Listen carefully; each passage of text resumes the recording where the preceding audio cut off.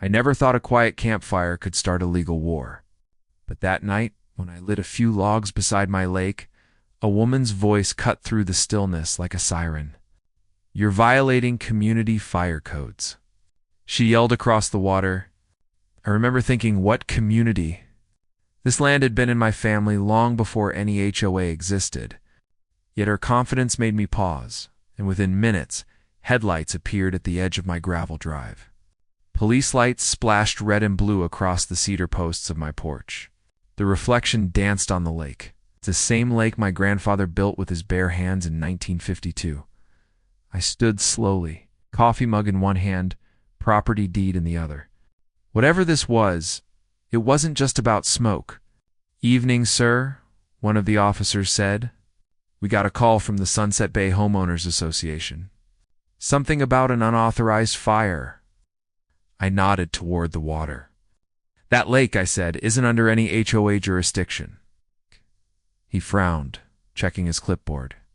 "Ma'am across the water claims otherwise. Mrs. Carter people called her the Queen of Sunset Bay, stood behind the patrol car with folded arms and the expression of someone who'd already won.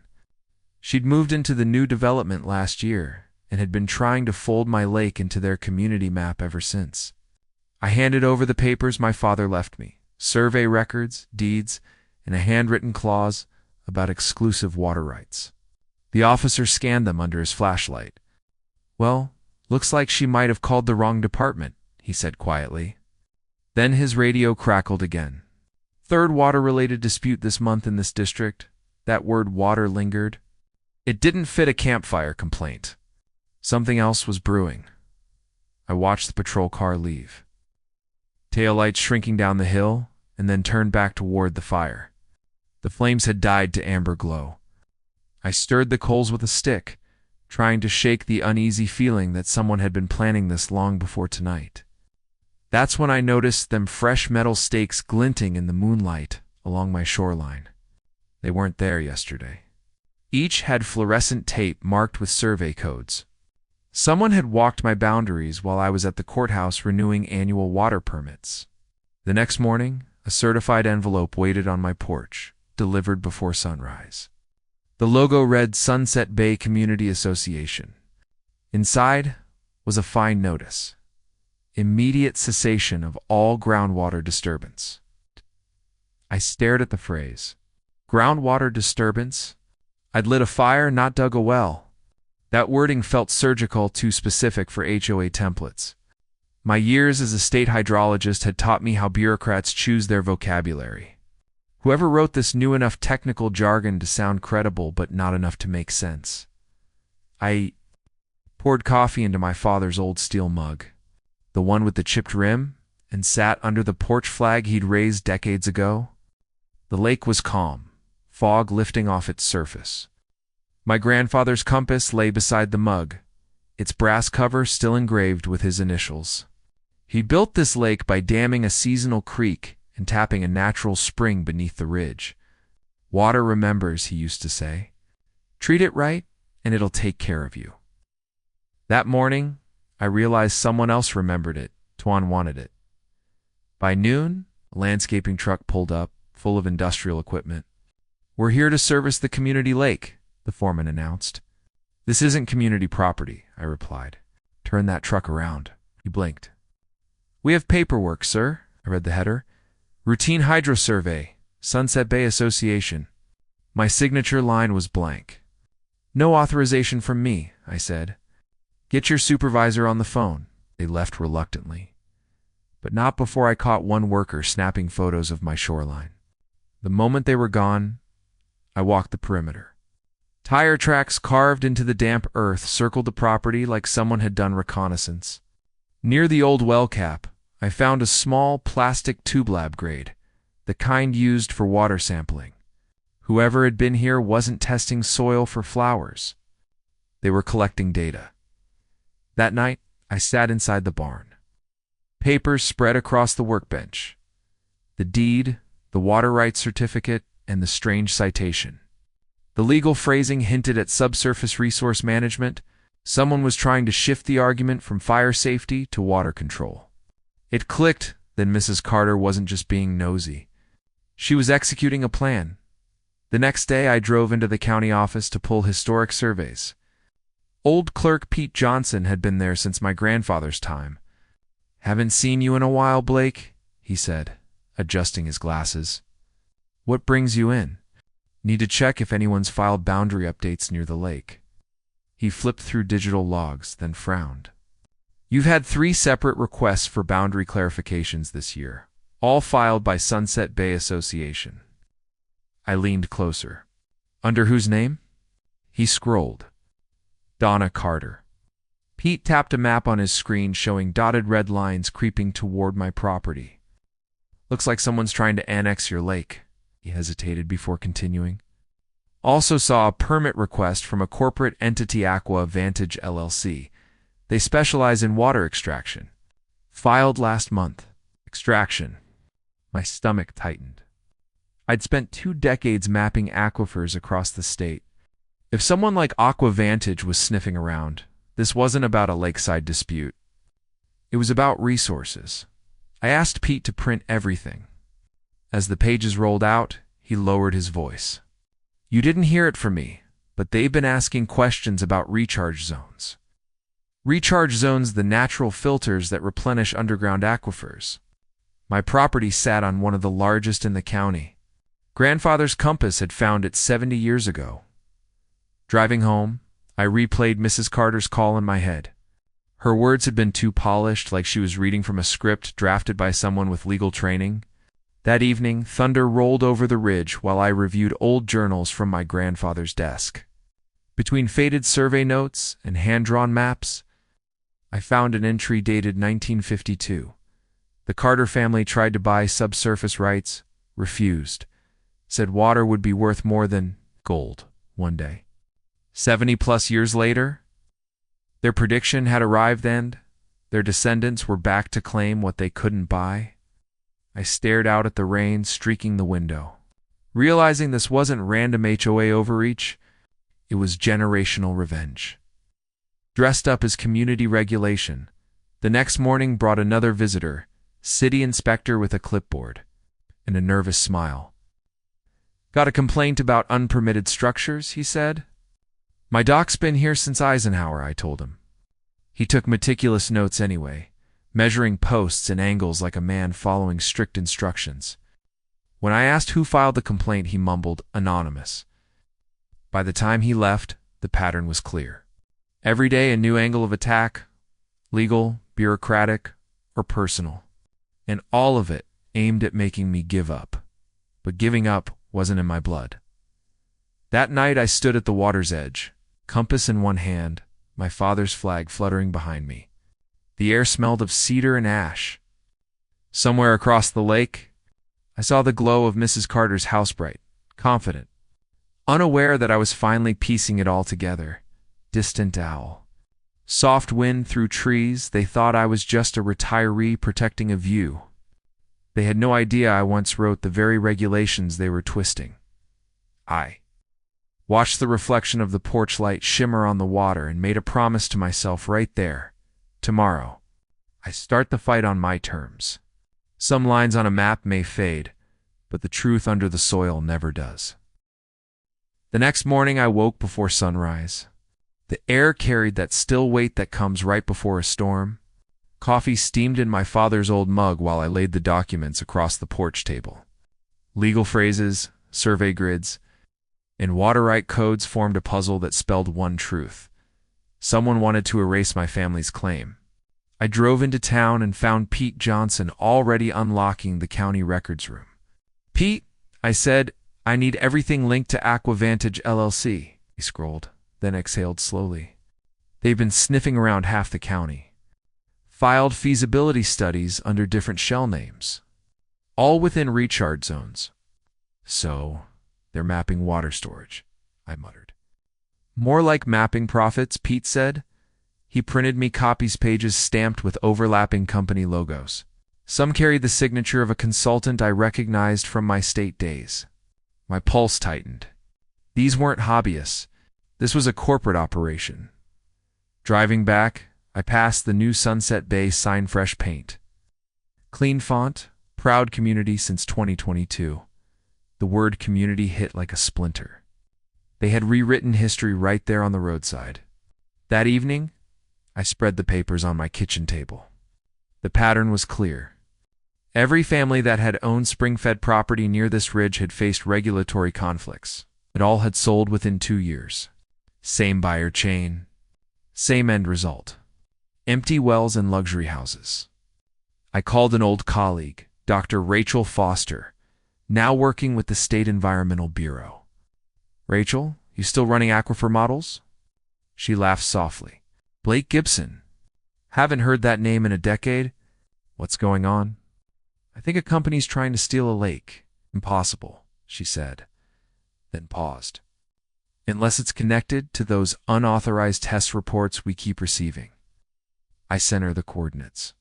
10 minutes later, she called back, voice lower. "That's a recharge nexus.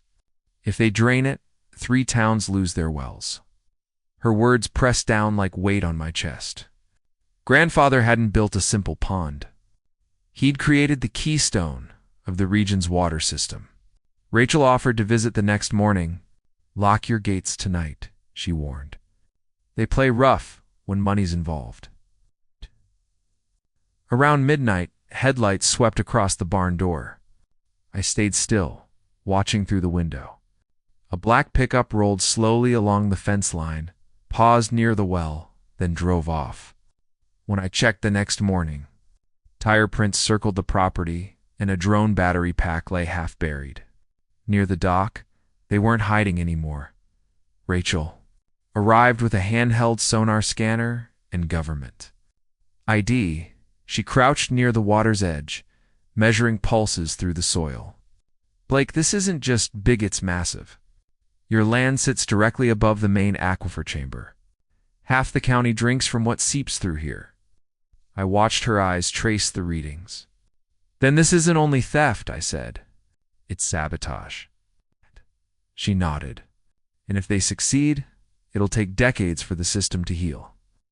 We walked the shoreline where my grandfather's old survey post still leaned, half-rotted.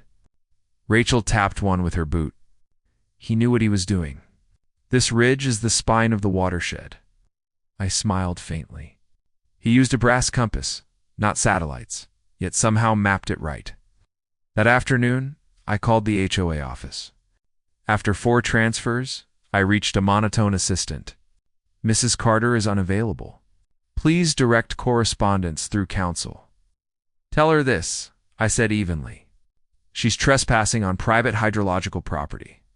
The line went silent, then clicked off. By sunset, a new envelope slid under my gate, this one from AquaVantage Legal Department. It threatened litigation for failure to cooperate with Regional Water Resource Coordination.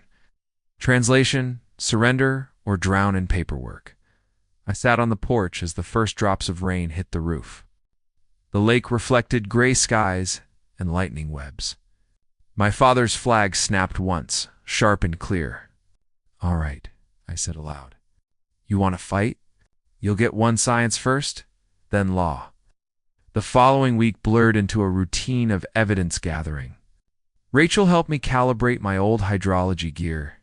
We mapped groundwater velocity, mineral composition, recharge rate data that proved the aquifers. Stability depended entirely on this land. Pete confirmed that Donna Carter had filed 8 boundary appeals under different LLCs. One address traced straight to a development firm registered to her cousin. Another connected to a corporate holding under AquaVantage's umbrella. They'd built a web where every thread lead. Back to the same spider when Jake Machilla freelance?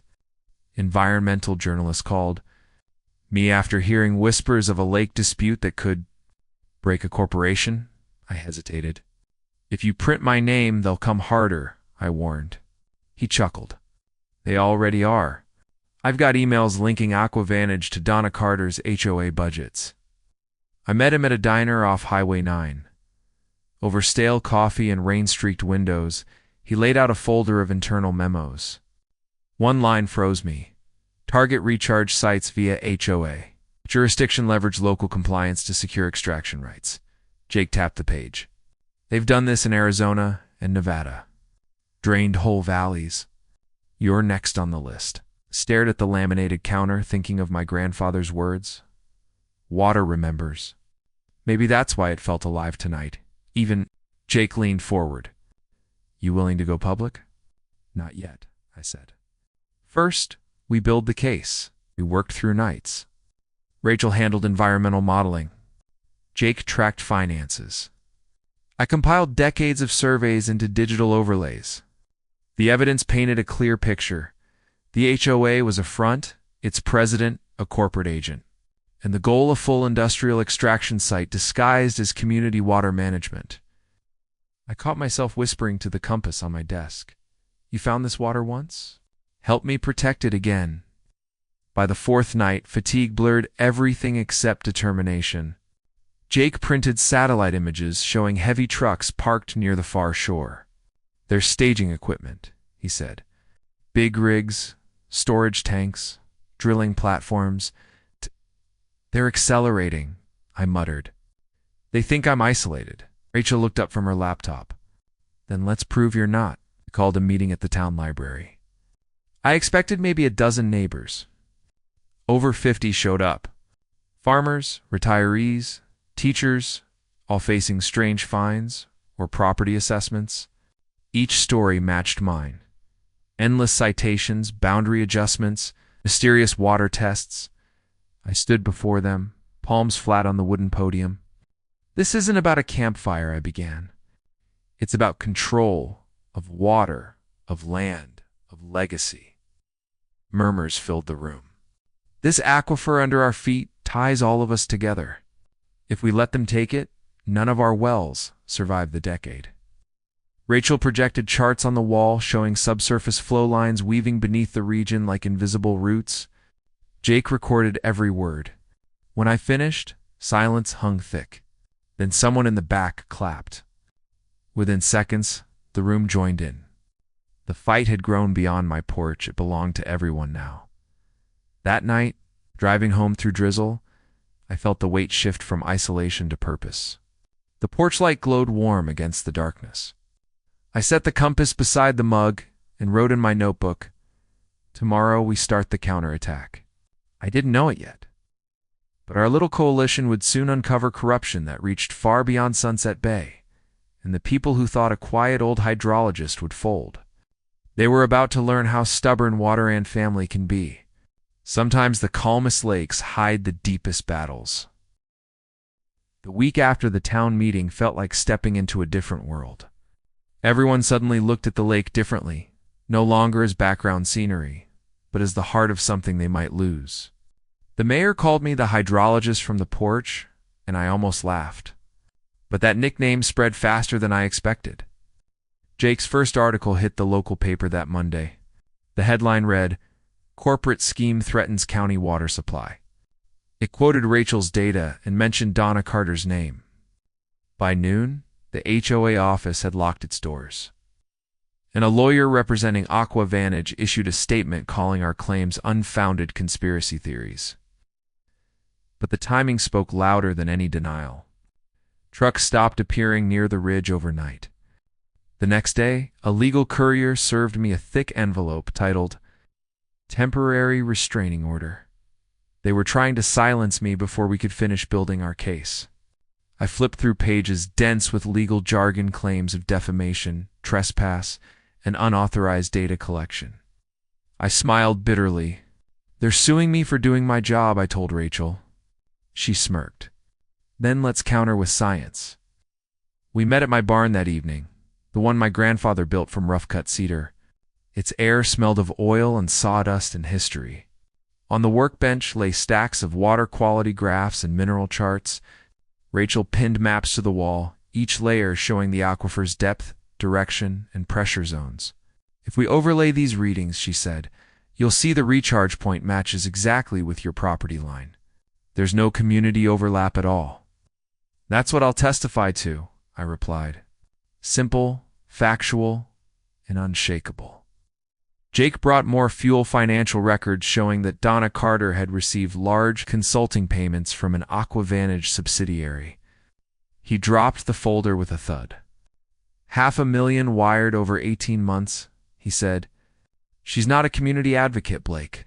She's an asset. I looked toward the lake through the open barn door. Rain sheeted down across the water, blurring the reflection of my porch light. My grandfather's compass sat on the table beside the paperwork. I brushed my thumb over its worn brass cover. Then it's time to take this public. Rachel nodded. Once people know the science, they can't hide behind paperwork anymore. 2 days later, we held a second meeting, bigger, louder, and angrier. Farmers brought well logs. Teachers carried tax statements showing suspicious increases. Jake set up his camera on a tripod in the corner. I stood in front of the projector and traced a red line across the map. This line, I said, is the underground flow feeding your wells. It runs beneath my property. If industrial extraction begins here, your pumps go dry. Someone shouted, "Can they even do that legally?" "Not if we stop them," I answered. Rachel stepped forward next, explaining recharge rates and contamination risk. She made science sound like storytelling, how an aquifer breathes, how it ages, how greed can strangle it. By the time she finished, no one moved. A retired teacher in the front row raised her hand. "What do we do?" "Organize," Jake said, "and document everything." That night, we drafted petitions, filed injunctions, and started a coalition called Protect Our Water. Social media lit up. Photos of the lake spread with the hashtag #OurWaterNotTheirs. Within a week, the state environmental agency contacted us, requesting Rachel's full report. Then came the first real hit. Pete called from the recorder's office, sounding shaken. "Blake, you need to see this." AquaVantage filed a claim for emergency water access using drought relief statutes. I swore under my breath. They're invoking climate policy to justify theft. "Exactly," Pete said. "And the kicker.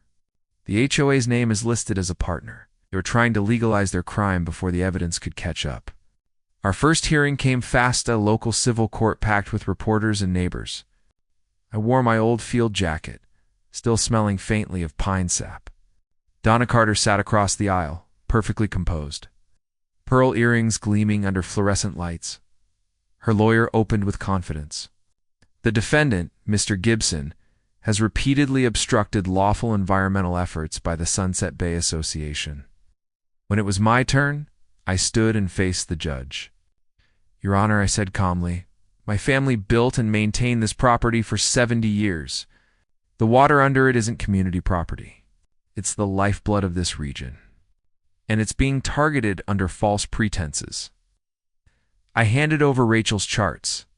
The judge studied them quietly, then looked up. "These are highly technical. Fortunately," Rachel said from the witness stand, "I helped write the standards they're citing." A ripple of laughter broke the tension. Even the court reporter smiled. Donna's testimony came next. She spoke about responsibility and regional stability, but faltered when asked basic scientific questions. "Mrs. Carter," the judge said, "can you explain aquifer recharge?" She blinked. "It's, when rain fills the, pond?" The courtroom buzzed. Jake passed me a small note that read, "She's unraveling." The judge didn't rule that day, but her final remarks stayed with everyone. "This case raises issues that may require federal review. We've just been escalated to the big leagues." That night, I returned home exhausted but hopeful. The moon hung low, painting the lake silver. I sat on the porch steps, watching ripples reach the dock. My brother Tom pulled up in his pickup, headlights cutting through mist. "Blake," he said quietly, "I owe you the truth." I frowned. "About what?" He looked away. "Donna approached me months ago, offered to cover my medical bills if I could convince you to sell." I almost did it, said nothing for a long moment. The only sound was water lapping at the posts. Then I nodded. "You didn't. That's what matters." He exhaled with relief. "I'm with you now. Whatever it takes." I put a hand on his shoulder. "Then let's make sure nobody else gets fooled." Days later, Jake's second article went viral. State to investigate corporate water fraud. TV trucks parked along the highway. Environmental groups from other counties called offering help. Even federal agencies reached out for documentation. Rachel smiled when she saw the headline. We're not just defending your lake anymore, Blake, we're defending precedent. The porch flag snapped in the morning wind, and for a brief second, I felt my grandfather standing there beside me, hands rough, eyes proud. Justice doesn't arrive with noise. It comes quietly, like rain after drought. That evening, I took a walk along the shoreline. The air was cool, filled with the scent of cedar and wet earth. For the first time in weeks, the horizon looked peaceful, but peace wasn't victory yet. It was just the pause before the final push to the courtroom that would decide everything. As I looked down at the compass glowing faintly in my hand, I whispered, "Tomorrow, we take them to the federal bench." The courthouse steps shimmered under noon sunlight. Reporters packed every inch of the plaza. Farmers held signs that read, "Protect our water," while students waved hand-painted banners showing blue streams winding through green hills. I walked up the marble stairs with Rachel, Jake, and Bella Wilson, the environmental attorney who had volunteered to represent our coalition. My grandfather's brass compass sat in my coat pocket, heavy as a promise. Inside, the courtroom smelled of old wood and tension. Rows of neighbors filled the benches. Donna Carter sat flanked by 12 corporate lawyers in identical gray suits. Her calm had cracked. Her hands trembled each time she adjusted her pearls. Judge Morrison entered, black robes sweeping like a tide. This court will determine whether industrial extraction from the Sunset Bridge aquifer violates federal environmental statutes. Bella began with quiet authority. Your Honor, this is not merely a property dispute. It is the question of whether one company may destroy an ecosystem for profit. Rachel displayed color-coded charts on a large screen. Our hydrological models show a recharge delay of 40 years if extraction proceeds. Tens of thousands would lose potable water. The judge leaned forward. Are these results verified? Yes, Your Honor, Rachel replied. Peer-reviewed and replicated. Across the aisle, the corporate counsel cleared his throat. Aquavantage acts under regional drought mitigation policy. Alameda's gaze. Policy doesn't legalize destruction. When my turn came, I rose slowly, compass in hand. Your Honor, I said. My grandfather surveyed this land in 1952. He built a small lake fed by natural springs. For 70 years, it's provided clean water to wildlife and families. If extraction begins, the aquifer beneath it collapses. You can rebuild houses, not water. The judge watched as I opened the compass. Brass caught the courtroom light, reflecting onto the flag behind her bench. It's engraved, I said softly, for accurate navigation. My grandfather meant direction in more ways than one. Jake documented every second, camera steady. Then came Donna's testimony. She spoke in corporate platitudes until the judge interrupted. Mrs. Carter explained how your HOA obtained authority over land outside its charter. Her mouth opened, closed, then opened again. We acted for regional stability, answered the question. Her lawyer tried to intervene. The judge raised a hand. Enough. The court recognizes intent to misrepresent jurisdiction. The gavel struck once, sharp and final. Word spread before we left the building. Federal injunction granted. Headlines flashed across networks within hours. The ruling froze every extraction permit pending environmental review and referred Aqua Vantage for criminal investigation. Outside, the crowd erupted cheers, tears, chants. Bella hugged Rachel. Pete Johnson wiped his glasses with shaking hands. I just stood still, watching the courthouse doors. Donna Carter remained inside, motionless, as her attorneys filed out one by one. For 70 years, her family had tried to claim this water. Now the fight was over. That night, I sat on the same porch where it had begun. The fire crackled low, its glow mirrored in calm water. My brother Tom joined me with 2 mugs of coffee. You did it, he said quietly. We did it. I wanted to correct him, but I only nodded. Grandfather would have liked to see this day. Rachel stopped by later with good news. The state's designating your lake as a protected recharge reserve, she said. They'll build a small research station here, and the fight was worth it. Jake's article the next morning carried the title "The Man Who Saved the Water." It wasn't pride I felt, reading it, just relief. The kind that hums under your skin when you realize something sacred will outlive you. Weeks turned into months. School groups now visited the shoreline, testing water samples under Rachel's guidance. Pete retired after digitizing every regional water rights record. Bella started a statewide foundation for environmental defense. Even Tom found peace volunteering at those weekend programs, Mrs. Patterson. The same neighbor who had called the police that first night stopped by carrying homemade pie. "I'm sorry," she said, eyes wet. "I thought you were breaking rules. Turns out you were saving us." "Apology accepted," I replied with a smile. "It's better to learn late than never." At dusk, the community gathered around the lake for what we now called Water Day. The same people who once feared lawsuits now built picnic tables and planted cedar saplings. Children hung paper fish from strings that fluttered in the breeze. Jake filmed the celebration, his lens catching laughter and reflections of flags waving in orange light. "Looks like your porch story has a happy ending," he said. I shook my head. "Not an ending, Jake. A beginning." I lifted my mug toward the fading sun. "Home isn't just the wood and nails," I said to the crowd gathering around the campfire. "It's the piece of earth that remembers who you are, and the people who defend it when it's threatened." Dignity isn't loud. It's the quiet stand you refuse to surrender. The night air carried the same scent it had the evening. All this started cedar smoke and cool water. The compass lay warm in my palm, pointing north as always. I whispered toward the lake. "You're safe now, old friend." And for the first time in months, the water answered only with peace. If you believe some fights are worth having, like and subscribe to Karen Chronicles.